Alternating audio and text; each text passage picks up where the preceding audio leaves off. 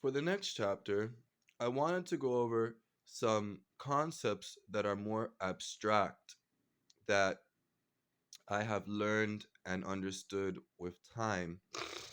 That what people don't understand about altars is that even though they're well intended, people make mistakes with putting objects that don't pertain to to the religion of Yoruba and kind of mix and match and this witch and that witch and everything's mixed around into different things and people's altars are just completely screwed up out there.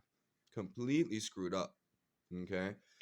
And a lot of the reason why the altar that they have is screwed up is because they forgot the first commandment. They don't have any representation of Jesus Christ or God. And so altars tend to be diabolical sometimes in these occult or esoteric practices. In my tradition, we are very, very psychic and we want to understand and read the altar. My tradition is a mixture of different religions. That is the gypsies' religion. In other words, we were influenced by Hinduism, by Catholicism, by African ritualism, mysticism, Wicca, uh, Judaism, a little bit of Islam, but not much.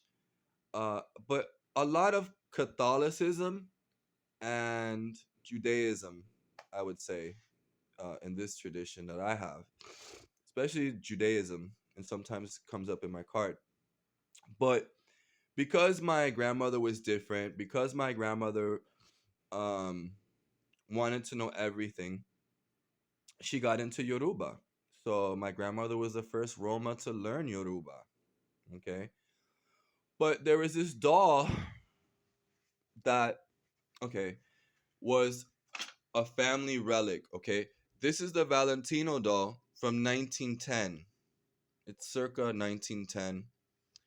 I almost want to say my grandmother's doll is maybe the same age as this doll.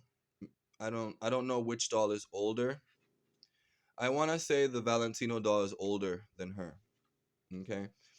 This Valentino doll was gifted to me in 1984 by my grandmother. Okay. I was only 2 years old.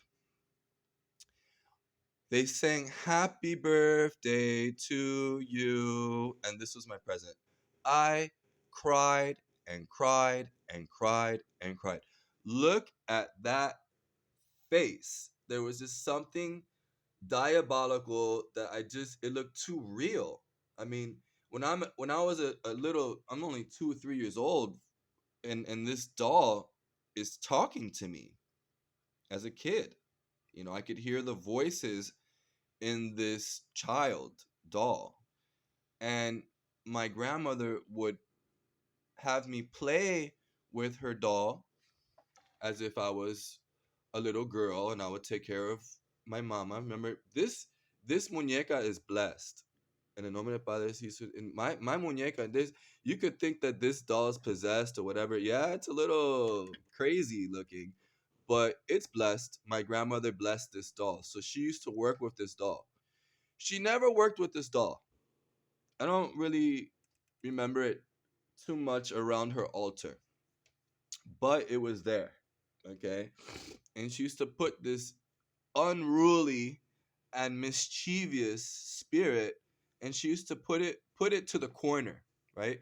It was too much for grandma to deal with because it was so freaking strong that whatever grandma wanted to do to a witch, it would happen.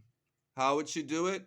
She would have me communicate to this spirit with the help of Elegua to reveal or to make some type of revelation deep into a witch's altar. My grandmother would use this doll to attack a witch's altar. Okay, we learned about Shakespeare and playwrights and acting, and so I did a series of videos to regress into my inner child of why to this day I have nightmares about this doll. I want to destroy it. Be honest with you. I want to just get a hammer and just destroy this doll and just let it go on to the nether land of what I call in the land of Lilith. Okay, this is the type of energy that I get from this doll. It's not the doll's fault. Okay, it's a beautiful doll. It's an antique. It's my birthday present. I opened Pandora's box to the point that I almost want to put this doll back in the box because it hasn't seen the light of day in over 34 years.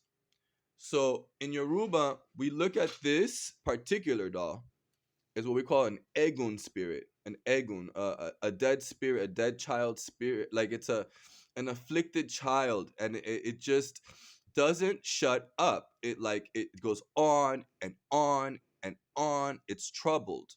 So my grandmother knew what this doll could do, and she had me learn the Roma traditions to unlock and to see what were the secret powers of the Valentino doll and how we were able to use this device, okay, psychically to attack a bad witch's altar.